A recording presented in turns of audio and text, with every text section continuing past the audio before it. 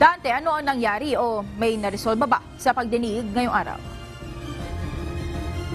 Monica, sa ngayon wala pa tayong impormasyon kung ano yung partikular na bagay o issue na naresolba dahil inaasahan pa natin na magbibigay ng opisyal na pahayag ang Department of Justice o DOJ. Wala din tayo kanina, Monica, na nakapanayam mula sa itong grupo ng Socorro Bayanihan Services Incorporated o SBSI, bagamat sinusubukan natin silang makuna ng pahayag, Monica. At pero kanina nga ay, Monica, personal itong dumalo si Jerin Esquilario. Ito yung kinikilalang ang leader ng Socorro Bayanihan Services Inc. dito sa clarificatory hearing kaugnay sa mga reklamong inihain sa kanila. Dahil ito sa mga sinasabing pang-aabuso na nagawa nitong grupo na ito. At kasama din niya, Monica, itong si Mamerto Galanida. Ito yung dating mayor ng Socorro, nakasalukuyan namang vice president ng grupo, nakasama rin sa mga inireklamo. Galing pa sila, Monica, ng Senado kung saan sila ay kasalukuyang nakakulong matapos silang i-contempt ng Senado noong nakaraang pagdinig.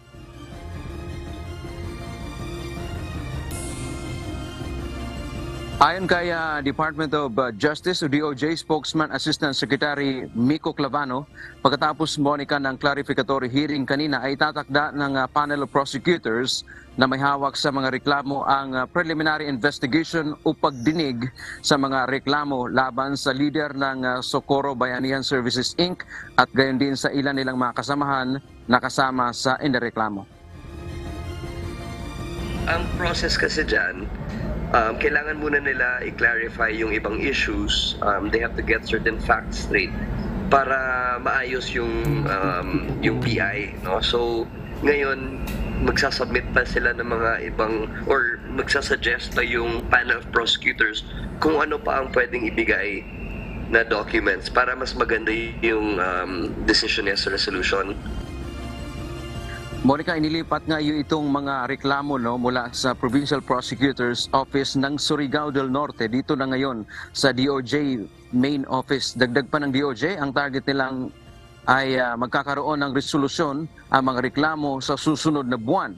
May mga karagdagan din umanong reklamo na ihahain ang National Bureau of Investigation o NBI.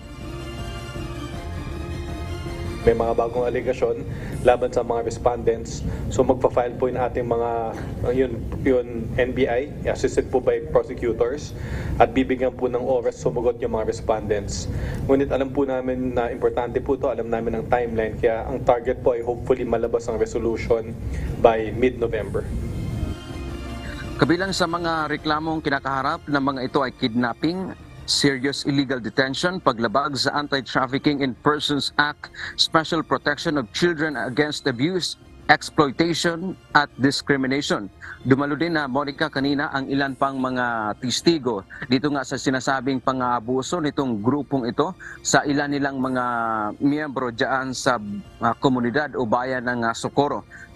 Kabilang, Monica, sa complainant nitong mga reklamo na ito na nakahain ngayon sa Department of Justice ay ang mayor ng Socorro, itong incumbent, at ganyan din ang National Bureau of Investigation. At pagkatapos nga kanina, Monica, ng clarificatory hearing, ay agad na umalis itong, dinala ng Sergeant at Arms o mga tauhan ng Senado, itong si Senior Aguila, pabalik dyan sa Senado, Monica, kung saan sila ay nakadetine pansamantala.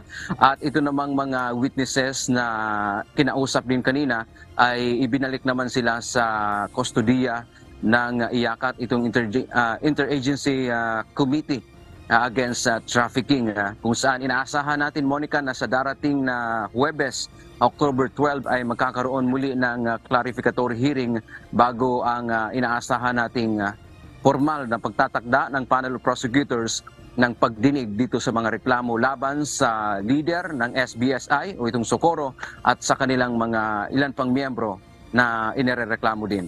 Yan muna ang ating update mula dito sa Manila. Balik sa iyo, Monica. Maraming salamat, Dante Amento.